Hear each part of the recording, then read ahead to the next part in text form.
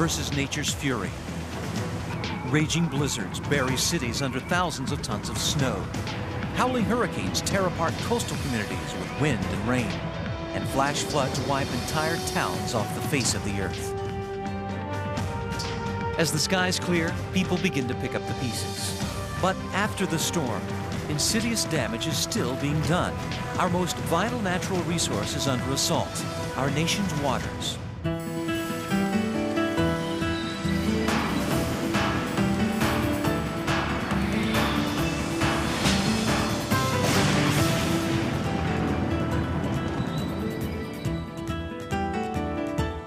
We're at the Chattahoochee Nature Center, and we're trying to find out what a watershed is.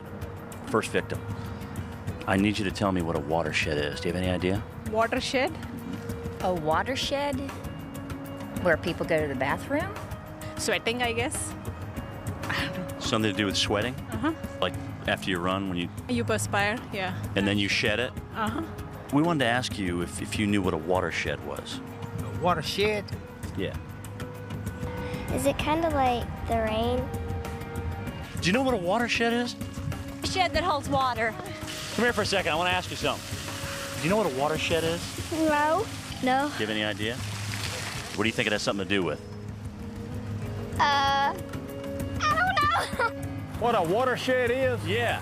That's just a drain pool, I guess you'd say, or the drain area.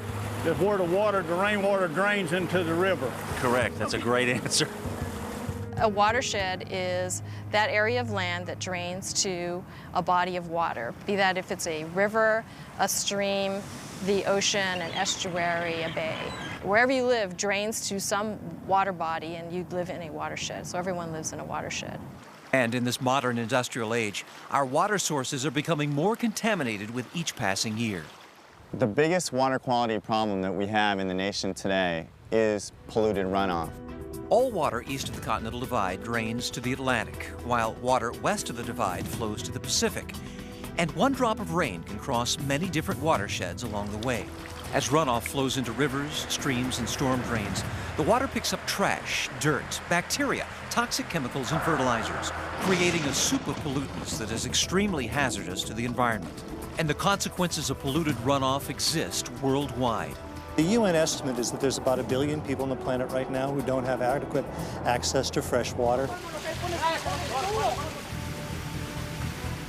97% of all water on Earth is salty ocean water. Of the remaining 3% that's fresh, over 2/3 is frozen in glaciers and polar ice. That leaves less than 1% of all the planet's water for our use. I predict in the future that some of the U.S. water needs are going to come through pipeline because we have just overused our supply. To address the complex threats facing U.S. water resources, the Environmental Protection Agency recommends adopting a watershed approach. We're trying to reconnect some of the river. It's a method that looks at each watershed for its own unique set of environmental challenges and solutions. In many cases, people mistakenly identify large discharge pipes in the water as the problem. But that may not be the problem. It may be coming from agricultural runoff. It may be coming from stormwater runoff over parking lots and impervious surfaces. Every watershed is different, and you need to look at each watershed in its own terms and then think systematically about how you remediate, how you clean up that watershed. In California, the Santa Monica Bay watershed drains a dangerous amount of polluted runoff after each storm. When it rains, literally the whole residue of urban living ends up getting washed into the storm drain system and ends up going straight into the bay on Santa Monica Bay's beaches with no treatment whatsoever. It's actually like a giant toilet flushing because all of the pollution, the dog mess has been building up and building up and building up. When it rains, it just flushes into the storm drain and goes directly into the surf. In 1996, the Santa Monica Bay Restoration Commission proved there was a link between the contaminated runoff in the Santa Monica Bay and reports of illness afflicting people who swim there. What we did find was at the outlets of storm drains, no matter where they were up and down the bay, if there was a flow of runoff into the surf zone, those people that were swimming in those areas definitely experienced higher incidences of illnesses. The pollutants in the water affect surfers because we're actually the indicator species with all the pollutants. When we are in the waters, we're ingesting it through our skin and our mouth. Even if people don't take a swallow of water, it's still getting into our systems, our ears, any orifice on your body. And it causes infections, it can cause colds, sore throats at the very least. I wouldn't want to swim in, water that's got those diseases in there, just floating around, making more diseases. I've seen it pretty much as bad as it can be. I've seen crap floating out in the water, literally. Generically, we call it fecal coliform. More specifically, you might know of it as E. coli, salmonella, or enterococcus. Whatever's in poop. There's times when it tastes funky, for sure. Every day, the city and county of Los Angeles perform a battery of tests to keep the public informed about water quality in the Santa Monica Bay. Cesar Arzadan begins the monitoring process each morning by taking a series of coastline water samples. Then it's back to the lab for analysis. Most of the bacteria that you're going to see, it comes from feces. And when you put it under the UV light, you're going to see a different kind of color. It's a fluorescent sign that there is a bacteria, and that one is called E. coli. That one definitely is feces from animals, or it could be humans also. The results are reported to the health department, and beach warnings are posted as necessary. The number of beach postings has decreased, and 85% of the beaches that have been monitored in California have received either A or B grades, and that's significantly different than 4 years ago. But while progress is being made in California, the harmful effects of polluted runoff are a growing concern everywhere. So what can the average person do to help reduce pollution in our watersheds? How you apply pesticides or not in your garden, how you wash your cars, making sure that you don't throw cigarette butts out onto the street. Do not dump things on the ground, especially oils or any chemical pollutants. Pick up after your dogs. A lot of people don't realize how important that is. And just be a conscientious citizen and don't leave anything on the ground. I think one person can make a difference and needs to make the difference. If not you, who? Coming up. We're heading for what's known as an ecosystem collapse. Can the Gulf of Mexico be saved from polluted runoff?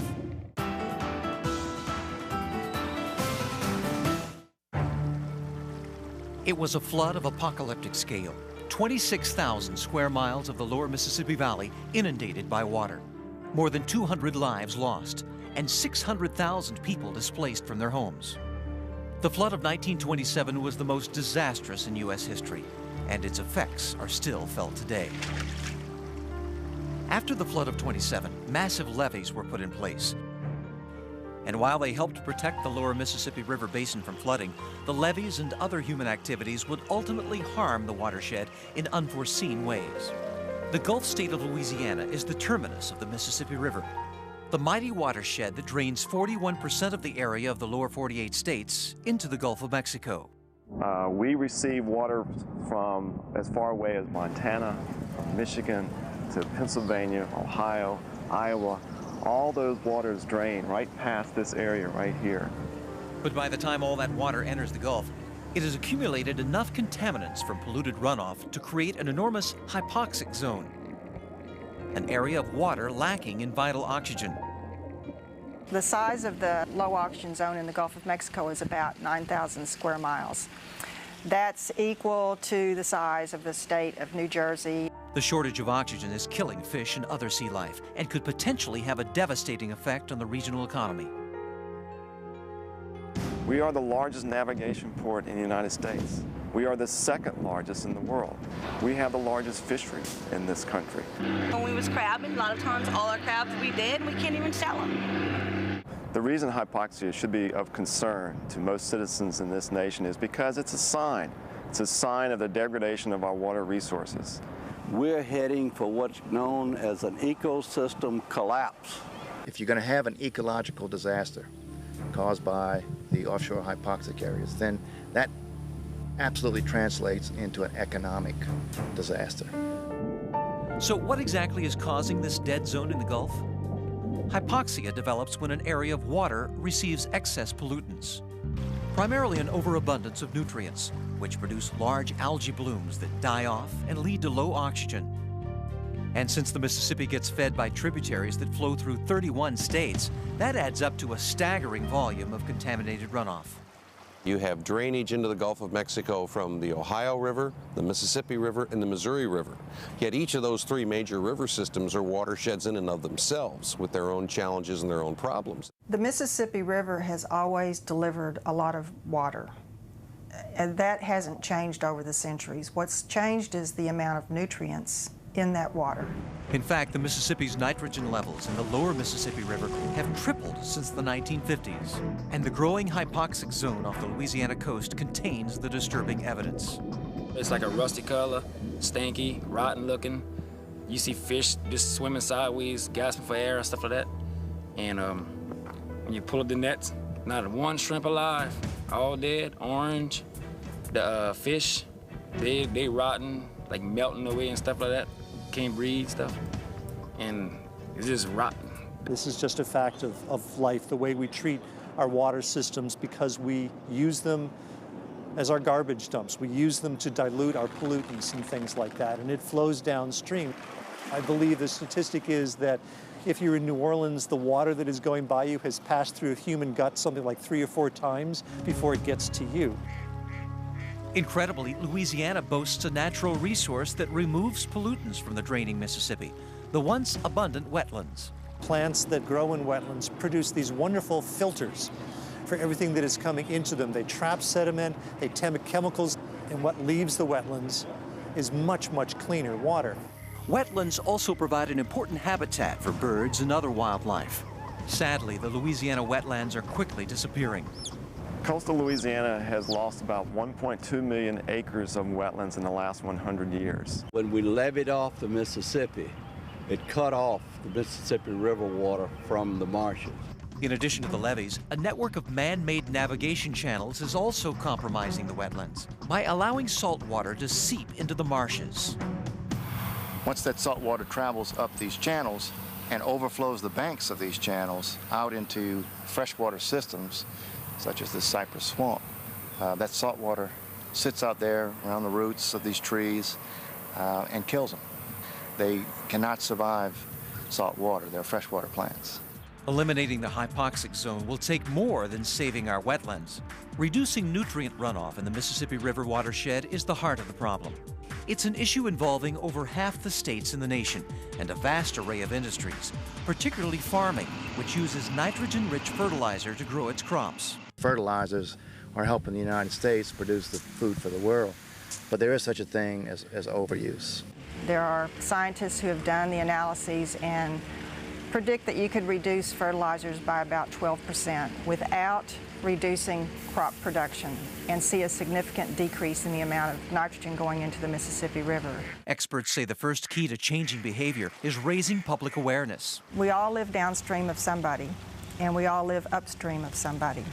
So what somebody else does in their watershed affects the water that I receive, and what I do in my watershed affects the water that somebody else receives downstream. If we don't clean up our act, our water resources, which we simply cannot live without, will be ruined. Coming up, can the water supply for 9 million New Yorkers be saved from the ravages of polluted runoff?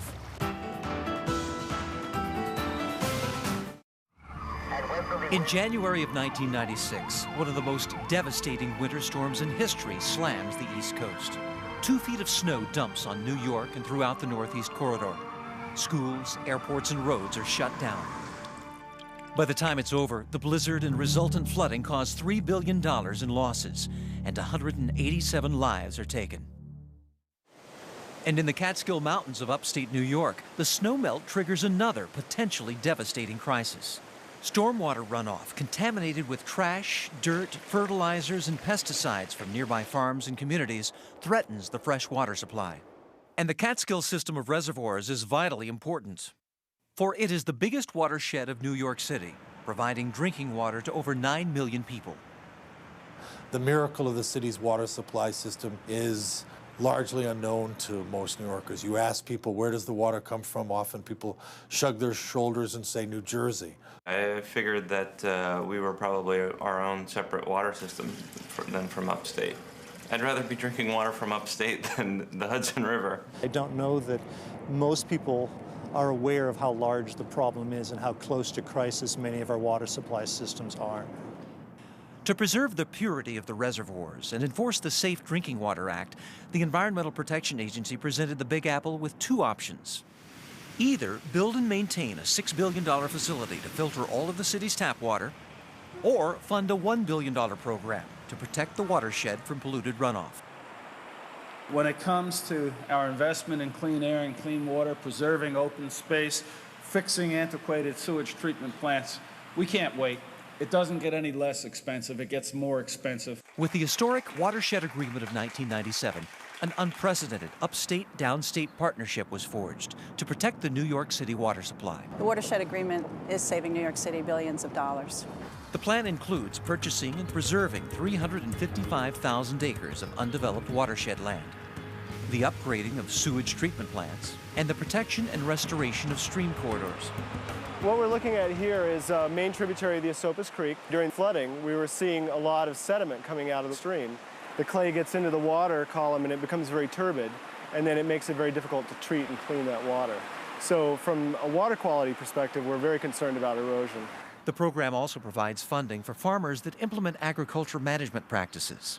Well, we have a very exciting program with the Watershed Agricultural Council where we are working with local farmers. We look at how they're handling the animals so that the runoff associated with manure, fertilizer, and that farm activity isn't getting into the streams around our reservoirs. This water here is basically the water you're going to be drinking down in the city. And I feel I've got a responsibility to try my best to keep it clean for when it gets down there.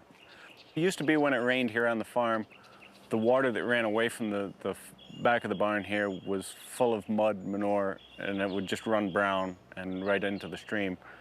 2 years ago, we would spread every day. We'd have to take it out, spread it on the fields. If the snow was deep, we spread it on the snow, and unfortunately, if the ground was froze when the snow melted, the nutrient value of it for fertilizer was gone. It wound up down in the reservoir. With New York City funding, a secure above-ground steel tank that can hold 400,000 gallons of manure was installed on the Meadowbrook farm. That's enough storage for 6 months of the year. Now we can store it, spread it when it'll do the most good to us for fertilizer, and we don't have to spread it every day.